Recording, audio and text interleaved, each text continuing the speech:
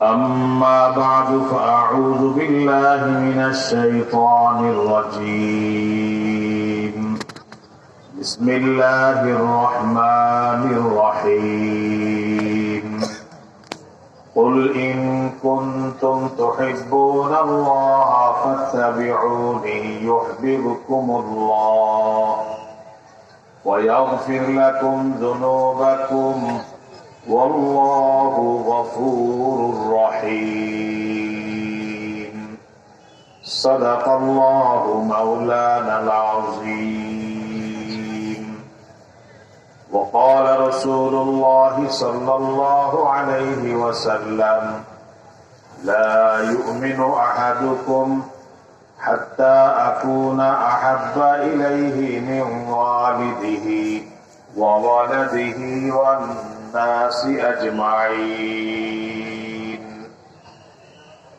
وصدق رسوله النبي الكريم ونحن على ذلك لمن الشاهدين والشاكرين والحمد لله رب العالمين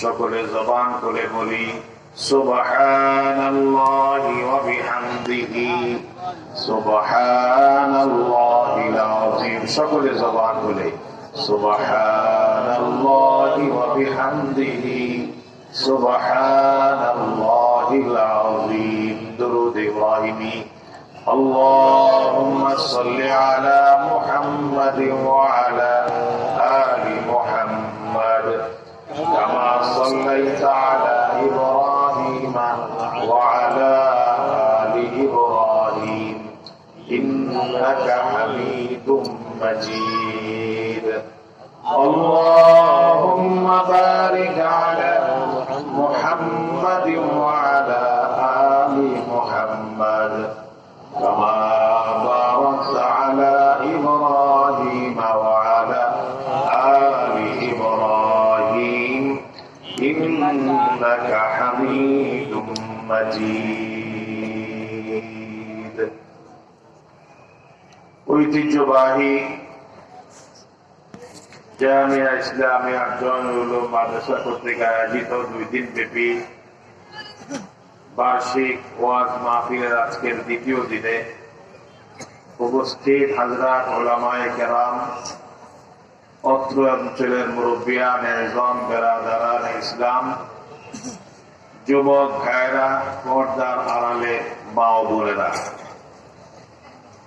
সর্বপ্রথম মহান আল্লাহ রাব্বুল আলামিনের দরবারে লাখ কোটি শুকরিয়া আদায় করছি যে আল্লাহ সুবহানাহু ওয়া তাআলা আমাদেরকে আজকে এমন সুন্দর আয়োজনে আসার এবং বসার তৌফিক দান করেছেন এবং আসরে নামাজের পর থেকে উলামা হযরতদের জবান থেকে কোরআন ও হাদিসের আলোকে গুরুত্বপূর্ণ আলোচনা শোনার তৌফিক দিয়েছেন।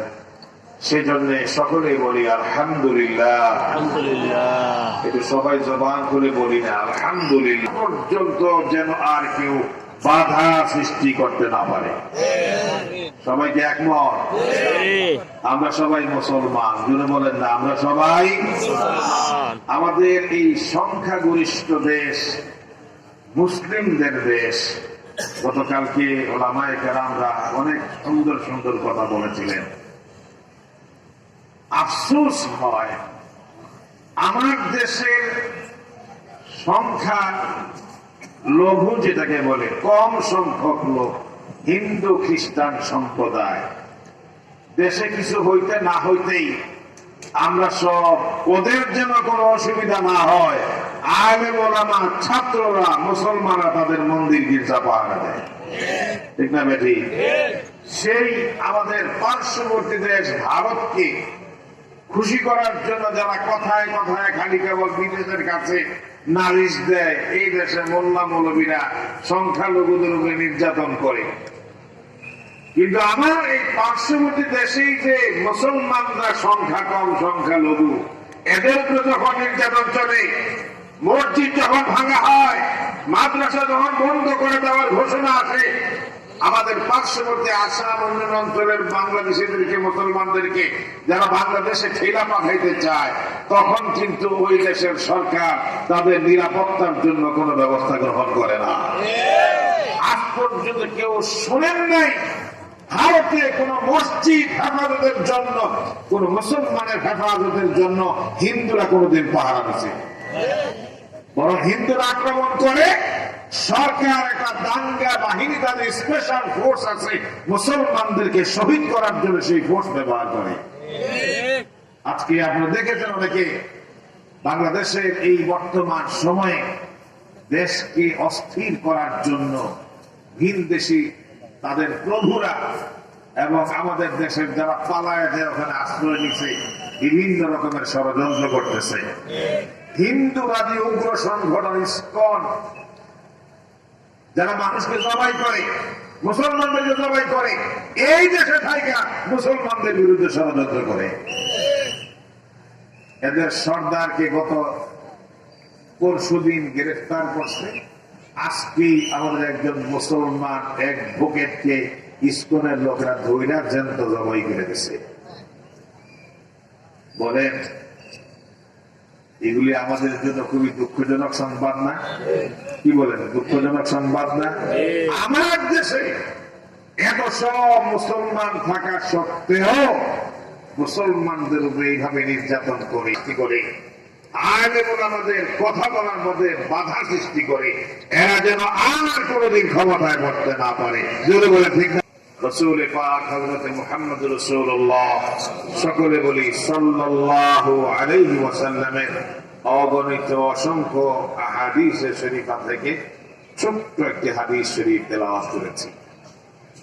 আল্লাহ পাক রব্বুল আলামিন বলছেন, কুল ইন কুনতুম তুহিব্বুনাল্লাহ ফাত্তাবিউনি ইউহিব্বুকুমুল্লাহ। হে নবী, আপনি বলুন আমার বান্দাদের মাঝে, আপনার উম্মতদের মাঝে এই কথা ঘোষণা করুন, তোমরা যদি আল্লাহকে মুহাব্বত করো তাহলে আমি মুহাম্মদ সাল্লাল্লাহু আলাইহি ওয়াসাল্লামের অনুসরণ করো, তাহলে আল্লাহ পাকও তোমাদেরকে মুহাব্বত করবে। সুবহানাল্লাহ। ইউহিব্বুকুমুল্লাহ ওয়া ইয়াগফির লাকুম যুনুবাকুম। আল্লাহ পাক রব্বুল আলামিন তোমাদেরকে মুহাব্বত করবেন, তার অর্থ হলো মুহাব্বতের সম্পর্ক যখন আল্লাহ পাকের সাথে হয়ে যাবে, তোমাদের জীবনের সমস্ত গুনাহ খাতা আল্লাহ রব্বুল আলামিন মাফ করে দিবে। কুতুবে আলম শাইখুল আরবি ওয়াল আজম আওলাদ রাসূল শাইখুল ইসলাম আল্লামা হুসাইন আহমদ মাদানী রাহমাতুল্লাহ আলাইহি এই আয়াতের ব্যাখ্যায় বুখারী শরীফ এবং মুসলিম শরীফের হাদিস যেটা আমি তেলাওয়াত করেছি, সেই হাদিস যখন পড়াতেন ক্লাসে বলতেন, আল্লাহ পাক রব্বুল আলামিন কোন বান্দাকে মুহাব্বত করবেন আর সেই বান্দার আমলনামায় কোন গুনাহ হবে আর ওই গুনাহের জন্য শাস্তি হবে, এটা আল্লাহ পাক রব্বুল আলামিন কখনো চান না। মুহাব্বতের সম্পর্ক যখন হবে, তোমার জীবনের সমস্ত গুনাহ মাফ, জাহান্নামের আযাবও তোমার জন্য মাফ। সুবহানাল্লাহ। আমরা যারা মুসলমান, নামাজ আমাদের জন্য পড়া কি বলেন তো সবাই?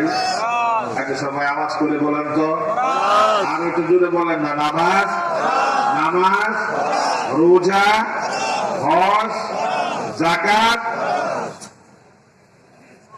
নামাজ সবার জন্যই ফরজ, আকেল বালেগ প্রাপ্ত বয়স্ক হওয়ার থেকে নিয়ে মওতের আগ পর্যন্ত। রোজা বৎসরে 1 মাস। যাকাত যাদের সম্পদ আছে, হজ যাদের সম্পদ আছে এবং ওই পর্যন্ত যাওয়ার মতো ব্যবস্থা আছে। এখন যদি একটা মাসআলা জিজ্ঞাসা করি, এই কথাটা আজকে এই জন্য বলবো, আপনারা সবাই আশেপাশে যারা আমরা বাড়িওয়ালারা আছি সবাই আমরা জানি যে এই মাদ্রাসার 2 দিন ব্যাপী মাহফিলটা আমাদের এলাকাবাসীর জন্য একটা ঈদের মতো আনন্দ। কি বলেন?